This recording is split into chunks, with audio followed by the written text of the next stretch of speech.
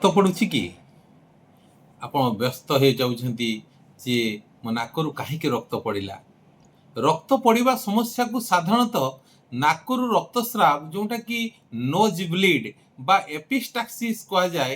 ଏହା ଏକ ସାଧାରଣ ସମସ୍ୟା ଯାହା ବିଶେଷ କରି ଅତ୍ୟଧିକ ଗରମ ଦିନେ ନାକ ଭିତର ଅଂଶ ଶୁଖିଗଲେ କିମ୍ବା ନାକ ଶିରାରେ ଚାପ ପଡ଼ିଲେ ହିଁ ହେଇଥାଏ।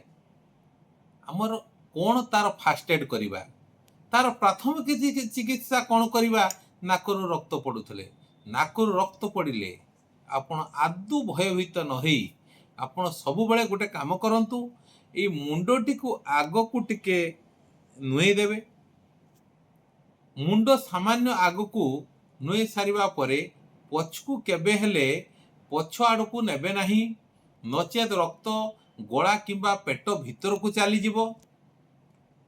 ନାକଟାକୁ ଚିପି ରଖନ୍ତୁ, ନାକଟାକୁ ଚିପିବେ ବୁଢ଼ା ଆଙ୍ଗୁଠିରେ, ଏଇ ଯେଉଁ ବିଶି ଆଙ୍ଗୁଳି ଆଉ ବୁଢ଼ା ଆଙ୍ଗୁଳି ସେଇ ଆଙ୍ଗୁଳିରେ ଚିପି ରଖିବେ। ନାକର ନରମ ଅଂଶକୁ ତଳ ଭାଗ 5ରୁ 10 ମିନିଟ୍ ପର୍ଯ୍ୟନ୍ତ କ୍ରମାଗତ ଚିପି ରଖନ୍ତୁ। ପାଟିରେ ଶ୍ୱାସକ୍ରିୟା କରନ୍ତୁ। ନାକ ଚିପି ଧରିଥିବା ସମୟରେ ପାଟି ଦ୍ୱାରା ନିଶ୍ୱାସ ପ୍ରଶ୍ୱାସ ନିଅନ୍ତୁ। ଥଣ୍ଡା ସେଙ୍କ ଦିଅନ୍ତୁ। ନାକ ଉପରେ କପାଳରେ କିମ୍ବା ବେକ ପଛରେ ବରଫ ଖଣ୍ଡ ବା ଥଣ୍ଡା ପାଣି ରୁମାଲ ରଖନ୍ତୁ। ମୁଖ୍ୟ ତାର ଯେଉଁ କାରଣ କ'ଣ? ମୁଖ୍ୟ କାରଣ ହେଲା ଯେଉଁ ଶୁଖିଲା ପାଗ, ଯେଉଁ ଶୁଷ୍କ ପାଗ, ଅତ୍ୟଧିକ ଗରମ। ଖରାଦିନେ ନାକ ଭିତର ଯେଉଁ ନାକର ଭିତର ସ୍ତରଟେ ସେ ଶୁଖିଯାଇ ସୂକ୍ଷ୍ମ ରକ୍ତ ଶିରାଗୁଡ଼ିକୁ ଫାଟିଯାଏ।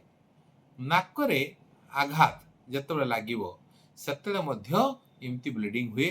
ନାକରେ ଆଙ୍ଗୁଠି ମାରିବା, ନୋଜ୍ ପିକିଂ କିମ୍ବା ବାରମ୍ବାର ଶକ୍ତ ଭାବେ ନାକ ଝାଡ଼ିବା, ଯେଉଁମାନେ ଏମିତି ନାକ କରି ଝାଡ଼ନ୍ତି ସିଏ ମଧ୍ୟ ରକ୍ତ ଯେଉଁ ବ୍ଲିଡ଼ିଂ ହେବାର ଗୋଟେ ମୁଖ୍ୟ କାରଣ।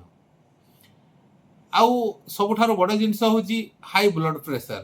ଯେଉଁମାନଙ୍କର ବ୍ଲଡ଼ ପ୍ରେସର ହାଇ ଥାଏ, ସେ ହାଇ ବ୍ଲଡ଼ ପ୍ରେସର ଥିବା ବ୍ୟକ୍ତିଙ୍କର ରକ୍ତଚାପ ହଠାତ୍ ବୃଦ୍ଧି ପାଇଲେ ନାକରୁ ରକ୍ତ ବାହାରିଥାଏ।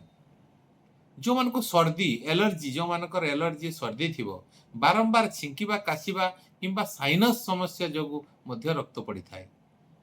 ଆଉ ଶରୀରରେ ଅତ୍ୟଧିକ ଉତ୍ତାପ, ଭିଟାମିନ୍ ସି ବା ଭିଟାମିନ୍ କେର ଅଭାବ କିମ୍ବା ରକ୍ତ ପତଳା କରିବା ଔଷଧ ଯେଉଁମାନେ ଖାଆନ୍ତି, ସେ ରକ୍ତ ପତଳା କରିବା ଔଷଧ ସେବନ କଲେ ମଧ୍ୟ ବେଳେବେଳେ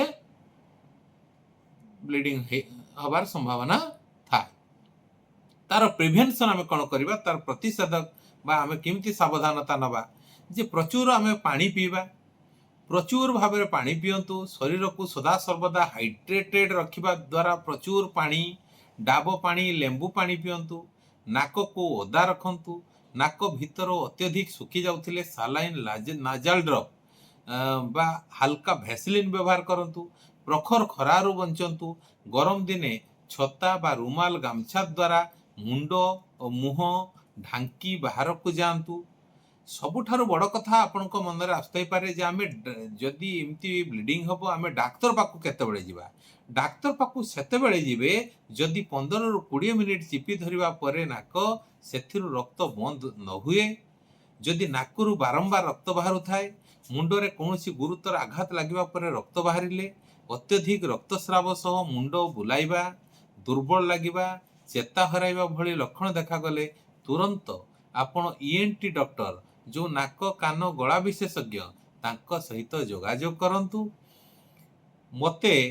ମୋ ପାଖରୁ ଏମିତି ଭିଡ଼ିଓ ଆପଣ ଦେଖିବା ପାଇଁ ଲାଇକ୍ କରନ୍ତୁ, ମୋତେ ସବସ୍କ୍ରାଇବ୍ କରନ୍ତୁ ଆଉ କମେଣ୍ଟ କରନ୍ତୁ, ଯାହାଦ୍ୱାରା ମୁଁ ନୂଆ ନୂଆ ଭିଡ଼ିଓ ଆପଣଙ୍କ ଆଗକୁ ନେଇ ଆସିବି। Thank you.